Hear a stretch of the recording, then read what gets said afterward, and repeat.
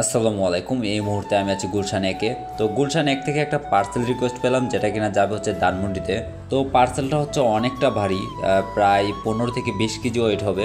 তো পার্সেলটা আমি পিক করে নিয়ে আসলাম, এটা নিয়ে এখন আমি ধানমন্ডি যাব। তো বাইরে কিছুটা বৃষ্টি হচ্ছে, তো পার্সেলটা যেহেতু অনেকটা ভারী, আমাকে বলছিল কিছুটা বাড়িয়ে দিবে, দেখি কতটা বাড়িয়ে দেয়। তো পার্সেলটা নিয়ে অলরেডি আমি রওনা দিয়ে দিলাম ধানমন্ডির উদ্দেশ্যে। তো পার্সেলটা নিয়ে আমি যাচ্ছি, আর হালকা বৃষ্টি হচ্ছিল। এই যে অলরেডি আপনার স্ক্রিনে যেটা দেখতে পাচ্ছেন, আমার আসলে ক্যামেরার মধ্যে বৃষ্টির পানি পড়ে স্ক্রিনটা এরকম দেখাচ্ছে। তো বৃষ্টি যখন অনেকটাই বেড়ে গেলো, তখন আর কি করার, একটা জায়গায় গিয়ে একটু আশ্রয় নিলাম। তো আপনারা রাইডাররা সবসময় একটা কাজ করবেন, যখনই আকাশটা একটু মেঘলা হবে, আপনার পার্সেল রিসিভ করার আগে বা পিক করার আগে আপনারা অবশ্যই সেন্ডারকে বলবেন পার্সেলটা যেন একটু ভালো করে প্যাকেট করে দেয়, যাতে বৃষ্টিতে ভিজলেও কোনো সমস্যা না হয়। মনে রাখবেন, পার্সেলটা হচ্ছে আপনার কাছে একটা আমানত স্বরূপ। আপনি এই পার্সেলটা যতটুকু সম্ভব নিরাপদে রাখার চেষ্টা করবেন এবং নিরাপদে রেখে ডেলিভারি করার চেষ্টা করবেন। তো যেতে যেতে আপনাদেরকে একটা চাকরির অফার দেই। আপনারা যারা পার্ট টাইম বা ফুল টাইম চাকরি খুঁজছেন, আপনারা নিজের সময়ে স্বাধীনভাবে মোটামুটি একটা স্মার্ট অ্যামাউন্ট ইনকাম করতে চাচ্ছেন, আপনারা পাঠাওর সাথে কাজ করতে পারেন। পাঠাও কাজ করলে আপনাদের জাস্ট একটা সাইকেল হলে হবে। যদি পাঠাও ফুডের সাথে কাজ করতে চান অথবা পাঠাও পার্সেলের সাথে কাজ করতে চান, তাহলে জাস্ট আপনার একটা সাইকেল হলেই এনাফ। আপনার একটা সাইকেল থাকলে আপনি মোটামুটি পার্ট টাইম কাজ করতে পারবেন, ফুল টাইম কাজ করতে পারবেন। আপনি যদি 3 থেকে 4 ঘন্টা কাজ করেন, আপনি 4 থেকে 500 টাকা অনায়াসে ইনকাম করতে পারবেন, যা আমি আমার বিগত ভিডিওগুলোতে আপনাদের সাথে শেয়ার করেছি। আর যদি আপনার একটা বাইক থেকে থাকে, তাহলে তো কথাই নেই, আপনি পাঠার সাথে বাইকে রাইড শেয়ার করতে পারবেন।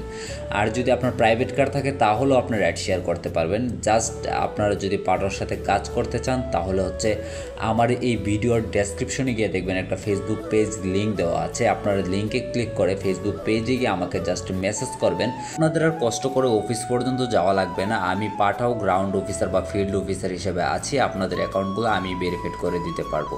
আপনারা জাস্ট আমাকে একটা নক দিবেন।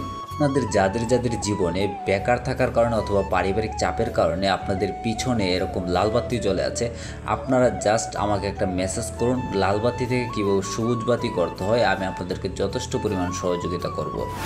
তো এটা জাস্ট ফান করলাম, কেউ আবার সিরিয়াসলি নিয়েন না। আসলে বেকার থাকা বা পারিবারিক চাপের মধ্যে থাকা একজন পুরুষের জন্য যে কতটুকু কষ্টের বা কতটুকু যন্ত্রণার, সেটা আমি জানি। আমি সেই জায়গা থেকে আসছি, প্লাস এখনও আমি আমার পরিবারের জন্য কষ্ট করে যাচ্ছি।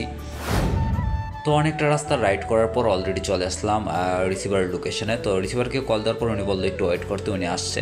তো এখানে দাঁড়িয়ে দাঁড়িয়ে বেলুনওয়ালা বাইটির সাথে কথা বলছিলাম। উনিও পার্ট টাইম কাজ করে, হচ্ছে আপনার সন্ধ্যার পরে বেলুন বিক্রি করে। ওনার সাথে কথা বলে খুব ভালো লাগলো। রিসিভার আসলো এবং পার্সেলটি নিয়ে গেল, আর আমাকে দিয়ে গেল হচ্ছে 300 টাকা। যেখানে হচ্ছে ডেলিভারি চার্জ আসছিল 196 টাকা, সে জায়গায় উনি আমাকে 300 টাকা দিয়েছে।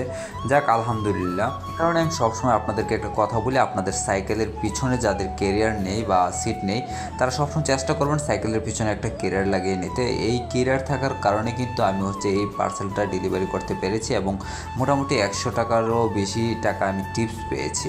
সবাইকে বলবো, আপনারা যারা যারা ভিডিওটি দেখছেন, ভিডিওটি অবশ্যই শেয়ার করে দিবেন। আপনার একটা শেয়ারের মাধ্যমে একজন বেকার ছেলে একটি চাকরির খোঁজ পেতে পারে। পাশাপাশি আপনার অনেক ভাই ব্রাদার বা বন্ধুবান্ধব থাকতে পারে যারা কিনা বেকার করছে, তাদের কাছেও ভিডিওটি শেয়ার করে দিতে পারেন। আমি যথেষ্ট পরিমাণ তাদেরকে চাকরির জন্য সহযোগিতা করব। তো এই ছিল আজকের ভিডিওটি কেমন হয়েছে অবশ্যই কমেন্টস করে জানাবেন। আর প্রথমবার মতো হয়ে থাকলে চ্যানেলটি সাবস্ক্রাইব করে দিবেন। আর আপনি যদি আমার এই ভিডিওটি ফেসবুক পেজ থেকে দেখে থাকেন, তাহলে অবশ্যই পেজটি ফলো করে দিবেন। ধন্যবাদ, দেখা হচ্ছে নেক্সট আরেকটি ভিডিওতে। আল্লাহ হাফেজ।